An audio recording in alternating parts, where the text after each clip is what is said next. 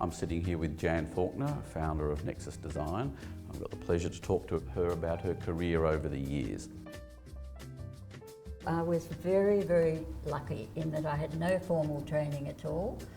I didn't go to any of the colleges, and one night I sat next to David Jenkin at a dinner party, and he said to me, "Whose work do you really like?" And I said, "Graham Gunn's doing a fantastic house in Essendon, and I think it's the best of this generation." And the next morning I was in a Balenciaga suit with white gloves, walking the Dachshund on a lead, and David Jenkin pulled up in his Mini Minor, which was very cool then, and he said, "Would you like to come and work with me?" And he was just starting Merchant Builders. And really, that group, I always relate them to the Bloomsbury group in London, because in Victoria at the time there was Graham Gunn, Daryl Jackson, Ella Stone. Yes. Bruce Weatherhead was doing graphics, Merlin Cunliffe was bringing in Marimekos, and the whole group became very friendly and very influential in Melbourne in that time.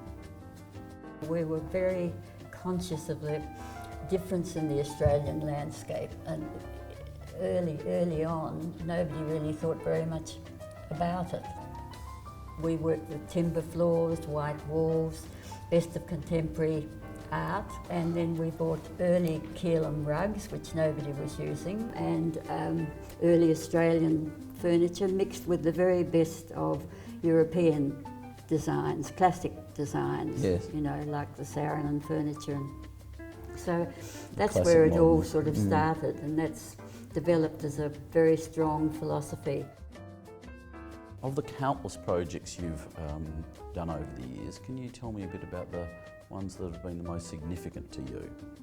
I think the most significant of all would probably be Yulara, the whole of the tourist village, which we did with Philip Cox, and it was a huge project for us. And I think for 5 years we worked on that.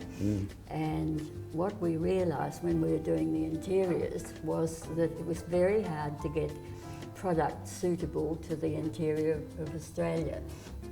You know, firms didn't take into account the colours of Australia, so if you're looking for tiles, they were all European, they were all wrong. So all the fabrics, everything we had to really have made up specially to suit the Australian conditions. To what extent is commercial reality a driver in the design practice, and at what point does commercial reality versus design outcomes play against each other?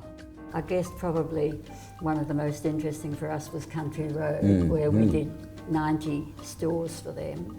And when Steve Bennett started Country Road, he was a very fascinating man to work with, because he was very interested in design. I think the reason Country Road was so successful was we had Russell Granger, who was head of design for us then, yes. And he was particularly good on detailing and did a wonderful job for Nexus. What is it about the way in which you've set up Nexus that you think is been fundamental in the way in which you've worked? Well, I think that we were very lucky originally to be joined, first of all, by Harley Anstey, whose background was with Design 250, bringing in, you know, the best of European furniture, and that would now be, I hate to say it, but about 40 years ago. We've never had a problem, you know, together. It's been an excellent partnership.